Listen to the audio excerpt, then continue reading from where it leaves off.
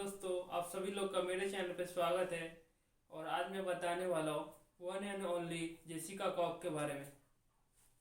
हाथ नहीं है लेकिन प्लेन चलाने की सपना देखती है और उसे पूरा भी करती।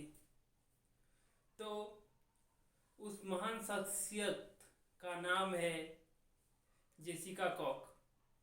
वो अमेरिका में जन्म 2 फरवरी 1983 में अमेरिका के एरिजोना में जन्म हुआ।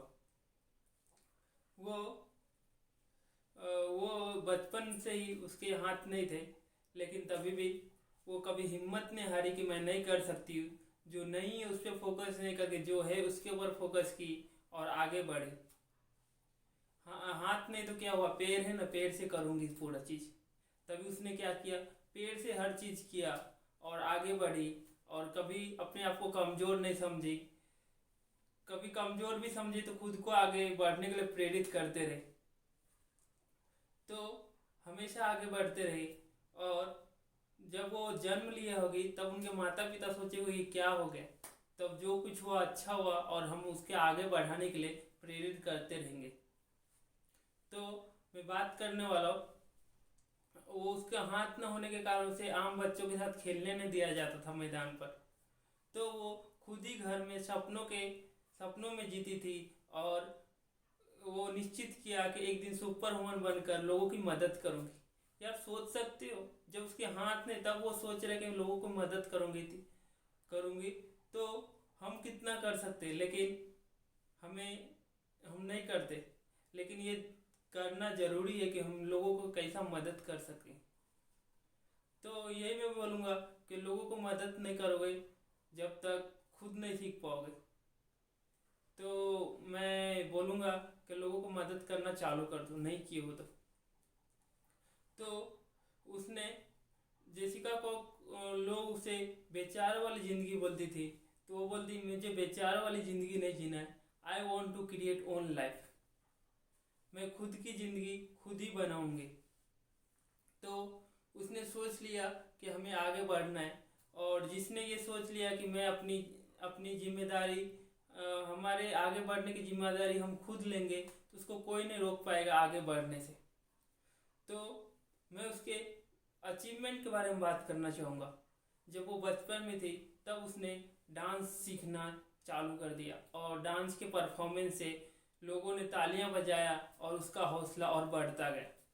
तब उसने बहुत सारा स्विमिंग सीखी, पियानो बजाना सीखी, पढ़ना लिखना बहुत सारा, मतलब सब कुछ प्यारों से करते थे। उसने यूनिवर्सिटी ऑफ एरिजोना से साइकोलॉजिस्टिक पर उसने ग्रेजुएशन कंप्लीट किया। वो एक आज मोटिवेशनल स्पीकर भी है और हमेशा लोगों को आगे बढ़ने में प्रेरित करते रहती। तो उसने उसकी अचीवमेंट बहुत सारे। उसने 14 साल की उम्र में ही ब्लैक बेल्ट जीत ली और सेल्फ डिफेंस के लिए जूडो कराटे सब सीखे। उसने उसने समझो ना, उसको प्रैक्टिस करने के लिए कितना ये समय लगाओगे, तो भी उसने कभी हिम्मत नहीं हारी कि नहीं हो रहा है। खुद ही को आगे करते रही प्रेरित और आगे बढ़ते रहे। मैं यही बोलना चाहूँगा कि खुद को आगे बढ़ने के लिए प्रेरित करते रहो। और खुद को तुम अपने खुद को ही कमज़ोर मत समझो कभी। मनुष्य खुद को असफलता समझता है, तो खुद ही अपने को कमज़ोर समझ रहा है। और इसीलिए खुद ही डर बना रहे। और मैं यही बोलूँगा कि आगे बढ़ सकते हो और उसके लिए सिर्फ एक हिम्मत की ज़रूरी है।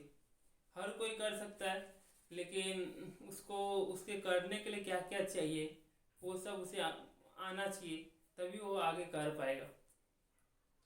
तो मैं तो उससे एक ही चीज़ बोलना चाहूँगा कि मनुष्य शरीर से नहीं कमज़ोर होता बल्कि दिमाग से कमज़ोर होता है।